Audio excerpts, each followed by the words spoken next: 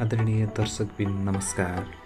आज हामी 2082 सालको सुरुवाती दिनमा आज बिदाको दिन नयाँ वर्ष मनाउनको लागि चौकुने गाउँपालिकामा रहेको रमणीय एवं मनमोहक स्थान झ्यालेकाँडामा अवस्थित सुन्दर भूभागमा हाम्रो नयाँ वर्ष विशेष वनभोज कार्यक्रममा आज हामी यहाँ छौँ।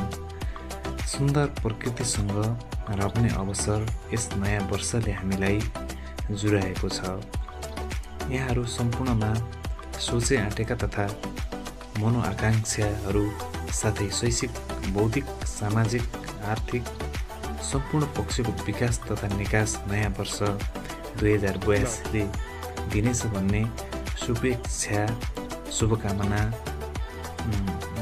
व्यक्त गर्दै नयाँ वर्ष 2082को हार्दिक मङ्गलमय शुभकामना यहाँहरूमाझ व्यक्त गर्न चाहन्छु।